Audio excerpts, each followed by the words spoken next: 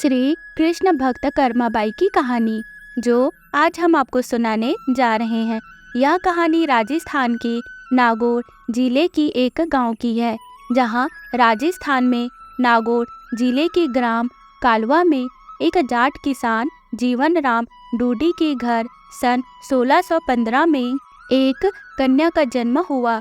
कन्या का जन्म होने पर पिता जीवन राम डूडी को अत्यंत खुशी हुई। उन्होंने उस कन्या का नाम कर्मा रखा। कर्मा को सभी कर्माबाई भी बुलाते थे। जीवन राम डूडी स्वयं एक कृष्ण भक्त थे।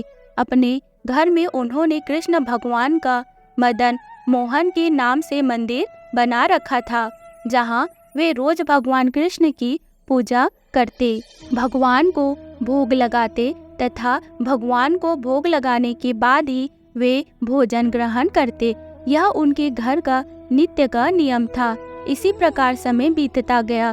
कर्माबाई रोज अपने पिता को कृष्ण भगवान की पूजा करते देखती, उनको भोग लगाते देखती और भगवान को भोग लगाने के बाद ही वे भोजन ग्रहण करते। यही सब देखते सीखते कर्माबाई का बचपन बीत रहा था। कुछ वर्षों के बाद कर्माबाई के पिता कुछ दिनों के लिए तीर्थ यात्रा पर चले गए। तीर्थ यात्रा पर जाने से पहले पिता जीवन राम डूडी ने कर्माबाई को भगवान की पूजा विधि समझाई और कहा कि भगवान को भोग लगाकर ही भोजन ग्रहण करना और घर का ध्यान रखना। इस प्रकार भगवान की पूजा और घर की देखरेख का काम कर्माबाई को सौंपकर उनके पिता कुछ दिनों के लिए तीर्थ यात्रा पर चले गए। अब अगले दिन कर्माबाई ने सुबह जल्दी उठकर कृष्ण भगवान को भोग लगाने के लिए बाजरे का खिचड़ा बनाया। कर्माबाई ने खिचड़े को थाली में डाला, उसमें घी और गुड़ मिलाया और कृष्ण भगवान को भोग लगाने के लिए खिचड़े की थाली भगवान के सामने रख दी और उनसे कहा, हे भगवान, आपको जब भी भूख लगे तब आप खिचड़ा खा लेना, मैं तब तक घर का दूसरा काम कर लेती हूँ। यह कहकर वह अपने काम में लग गई। कुछ देर बाद उसने आकर देखा कि थाली तो वैसी की वैसी रखी है, भगवान ने तो भोग लगाया ही नहीं है। उसने सोचा, कोई बात नहीं, अभी भगवान को भूख नहीं लगी होगी, कुछ देर बाद खा लेंगे। ऐसा सोचकर वह फिर अपने काम में लग गई और बीच बीच में बार बार देखती रही कि भगवान ने भोग लगाया है कि नहीं, पर भगवान ने भोग नहीं लगाया। इस प्रकार दोपहर का समय हो गया। अब कर्माबाई को चिंता होने लगी कि भगवान ने भोग क्यों नहीं लगाया, क्या खिचड़ा अच्छा नहीं बना या उसमें घी और गुड़ की कमी रह गई। ऐसा सोचकर उसने खिचड़े में थोड़ा और घी और गुड़ मिलाया और थाली लेकर भगवान के सामने बैठ गई और भगवान को भोग लगाने के लिए विनती करने लगी, लेकिन भगवान ने फिर भी भोग नहीं लगाया। तब कर्माबाई ने भगवान से कहा कि भगवान, आप भोग लगा लीजिए, आपकी पूजा की और आपके भोग की जिम्मेदारी पिताजी मुझे देकर गए हैं। अगर आप पिताजी का इंतजार कर रहे हैं तो आपको भूखा ही रहना पड़ेगा, क्योंकि पिताजी तो तीर्थ यात्रा पर गए हैं और कुछ दिनों के बाद ही आएंगे। तब तक आपको मेरे ही हाथ से बना भोजन करना पड़ेगा। भगवान, मुझे सट रस व्यंजन बनाने नहीं आते हैं और न ही मुझे विधि विधान से पूजा पाठ करना आता है। मुझे तो बस ये बाजरे का खिचड़ा और रूखी सूखी सब्जी रोटी बनानी आती है। आपको कुछ दिन इसी से गुजारा करना पड़ेगा। मैंने आपके खिचड़े में थोड़ा और ज़्यादा घी और गुड़ भी डाल दिया है, अब तो भोग लगा लीजिए। इस प्रकार कर्माबाई बार बार भगवान से भोग लगाने को विनती करने लगी, लेकिन भगवान ने फिर भी भोग नहीं लगाया। तब कर्माबाई ने भगवान से कहा, भगवान, जब तक आप भोग नहीं लगाएंगे तब तक मैं भी नहीं खाऊंगी, आपके साथ साथ मैं भी भूखी रहूंगी। ऐसा कहकर वह भगवान से नाराज होकर बैठ गई। दोपहर बीत गई, शाम होने को आई, लेकिन भगवान की तरह कर्माबाई ने भी कुछ भी नहीं खाया। आखिरकार कर्माबाई की जिद देखकर भगवान की मूर्ति से आवाज आई, अरे कर्मा, तुमने पर्दा तो किया ही नहीं, ऐसे में कैसे भोग लगाऊंगा। यह सुनकर कर्माबाई ने अपनी ओढ़नी का पर्दा किया और उसी की छाया में भगवान श्री कृष्ण ने बाजरे की खिचड़ी का भोग लगाया और पूरी थाली खाली हो गई। कर्माबाई ने देखा और कहा, हे भगवान, इतनी सी बात थी तो पहले बता देते, सारे दिन खुद भी भूखे रहे और मुझे भी भूखा रखा। इसके बाद भगवान को भोग लगाकर कर्माबाई ने भी भोजन किया। इस प्रकार यह कर्माबाई का नित्य का नियम बन गया।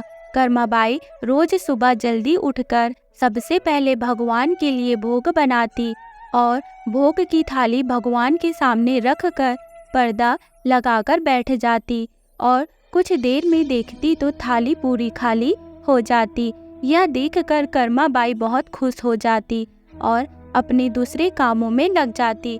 कर्माबाई का यह भाव था कि भगवान को सुबह जल्दी ही भूख लग जाती है, इसीलिए सुबह सवेरे जल्दी उठकर किसी विधि विधान में पड़े बिना सबसे पहले भगवान के लिए भोजन बनाती और बड़े प्रेम से भगवान को भोजन खिलाती और भगवान को भोजन खिलाने के बाद निश्चिंत होकर स्नान आदि करती और घर के दूसरे काम करती।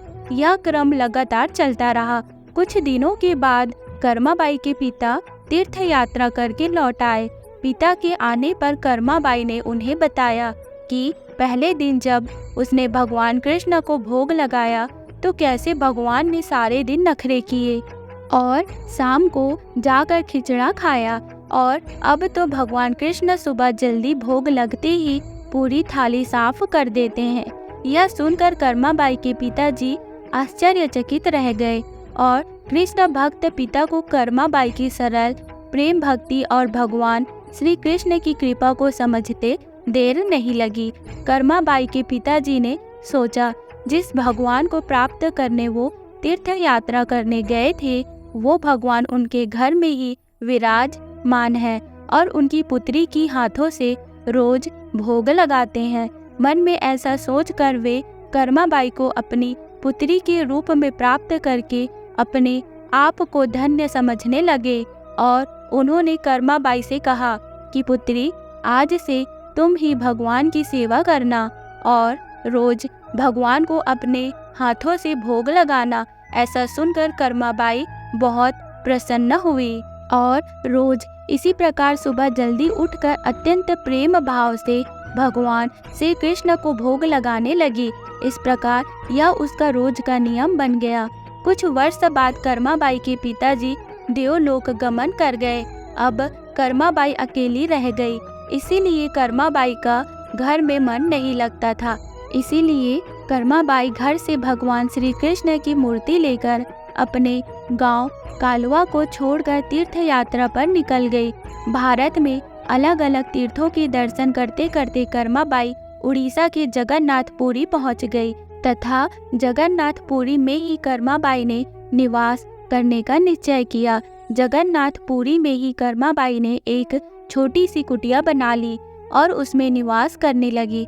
अब कर्माबाई रोज अपने नियम के अनुसार सुबह सवेरे जल्दी उठकर भगवान श्री कृष्ण के लिए बड़े प्रेम से खिचड़ा बनाती और भगवान को थाली में भोग लगाती। कुछ देर बाद भगवान खिचड़ा खा लेते और थाली साफ हो जाती। इसके बाद कर्माबाई अपने स्नान दान आदि नित्य कामों में लग जाती और इसी प्रकार यह क्रम निरंतर चलता रहा।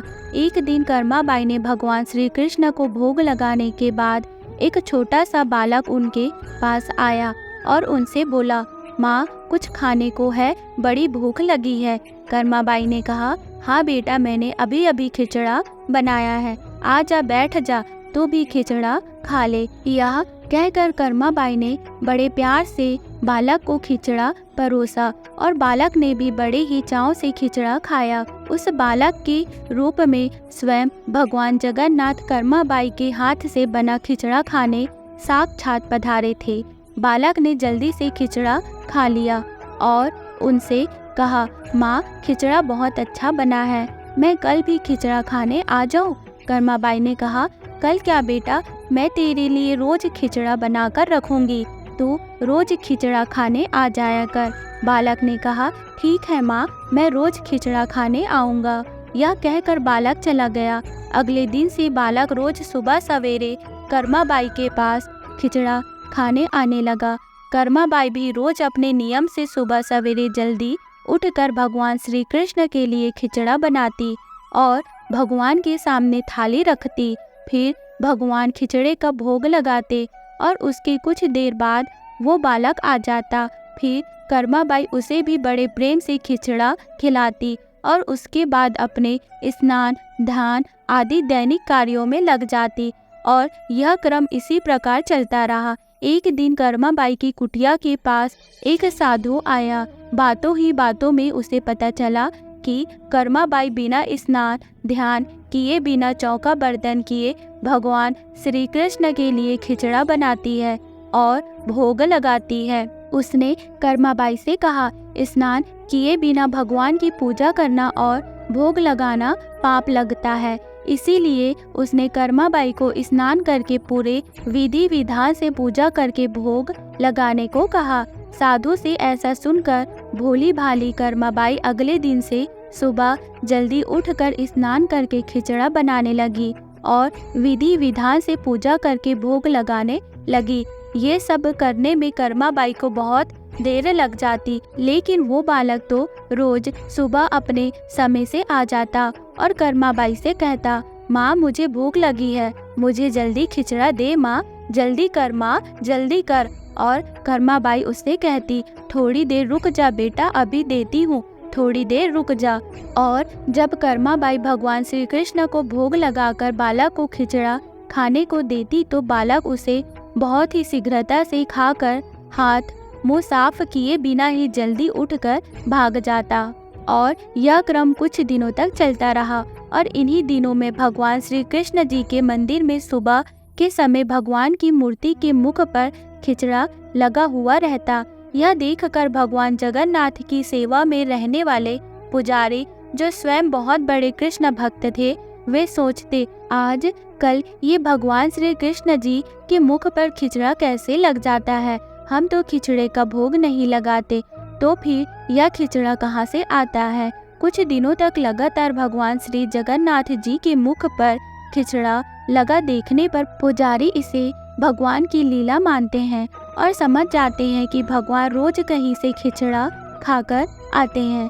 भगवान की लीला को जानकर वे मन ही मन भगवान श्री जगन्नाथ जी से पूछते हैं कि कहाँ से खिचड़ा खाकर आते हो भगवान, हमें भी तो बताओ। उसी रात भगवान श्री जगन्नाथ जी पुजारी के सपने में आते हैं और उनसे कहते हैं कि मेरी एक भक्त है कर्माबाई, जो जगन्नाथपुरी में ही रहती है। वो रोज सुबह सवेरे मेरे लिए बाजरे का खिचड़ा बनाती है और बड़े प्रेम से भोग लगाती है और मैं भी रोज सुबह जल्दी से कर्माबाई के पास खिचड़ा खाने जाता हूँ। मुझे उसके हाथ का बना खिचड़ा बहुत पसंद है। परंतु कुछ दिन पहले कर्माबाई के पास एक साधु आया और उसे स्नान ध्यान करके विधि विधान से पूजा करके भोग लगाने को कह गया। इसीलिए आजकल वो विधि विधान से पूजा करके भोग लगाती है, उसके बाद मुझे खिचड़ा खिलाती है। ये सब काम करने में उसे बहुत देर लग जाती है और मुझे खिचड़े का इंतजार करना पड़ता है और भूख का कष्ट भी सहन करना पड़ता है। और जब तक मैं खिचड़ा खाता हूँ तब तक यहाँ मंदिर में भक्तगण आने लगते हैं। इसीलिए आजकल मुझे खिचड़ा खाकर मुंह हाथ धोए बिना ही झूठे मुंह भाग कर आना पड़ता है। भगवान श्री जगन्नाथ जी से यह जानकर पुजारी ने अगले दिन उस साधु की खोज कराई और उस साधु को बुलाकर उसे सारी बात बताई। पुजारी से यह सब जानकर वह साधु घबराया हुआ कर्माबाई के पास पहुंचा और उनसे कहा कि आप पहले की तरह सुबह जल्दी ही उठकर भगवान को खिचड़े का भोग लगाया करें। आपके लिए किसी नियम या विधि विधान से पूजा करने की आवश्यकता नहीं है। साधु से यह सुनकर कर्माबाई अगले दिन से पहले की ही तरह भगवान को खिचड़े का भोग लगाती रही और उस बालक को भी बड़े प्रेम से खिचड़ा खिलाती रही। यह क्रम कई वर्षों तक चलता रहा और एक दिन कर्माबाई इस संसार चक्र को छोड़कर प्रभु के धाम चली गई। उस दिन से जगन्नाथ पुरी के मंदिर में भगवान श्री जगन्नाथ जी के श्री विग्रह के नैनों से अश्रु निकल रहे थे। यह देखकर मंदिर के सभी पुजारी और जगन्नाथ पुरी के राजा भी मंदिर में उपस्थित हो गए और प्रभु से विनती करने लगे कि हे प्रभु, क्या हमसे कोई भूल या अपराध हुआ है जिसके कारण जगत के पालनहार की आंखों से आंसू निकल रहे हैं। उसी दिन रात में पुजारी और जगन्नाथ पुरी के राजा के स्वप्न में भगवान श्री जगन्नाथ जी ने कहा कि आज माँ कर्माबाई इस लोक से विदा हो गई और मुझ में विलीन हो गई, परंतु अब मुझे रोज सुबह सवेरे बाजरे का खिचड़ा कौन खिलाएगा। अगले दिन जगन्नाथ पुरी के राजा ने मंदिर के सभी पुजारियों और संतों से राय ली और यह आदेश जारी किया कि आज से भगवान श्री जगन्नाथ जी को सुबह सवेरे सबसे पहले माँ कर्माबाई के नाम से खिचड़े का भोग लगाया जाएगा, जिससे भगवान को कर्माबाई की कमी कभी महसूस ना हो। इसीलिए आज भी भगवान श्री जगन्नाथ जी के मंदिर में श्री जगन्नाथ जी के विग्रह को 56 भोग से पहले बाल रूप में खिचड़े का भोग लगाया जाता है और इसे बाल भोग कहा जाता है। सैकड़ों साल बाद भी यह प्रथा आज भी वैसी की वैसी चलती आ रही है। तो दोस्तों, ये कहानी आपको कैसी लगी हमें कमेंट करके ज़रूर बताइएगा। वीडियो को लाइक, चैनल को सब्सक्राइब जरूर कीजिएगा। मिलते हैं नेक्स्ट वीडियो में। Okay, bye bye, take care, thank you.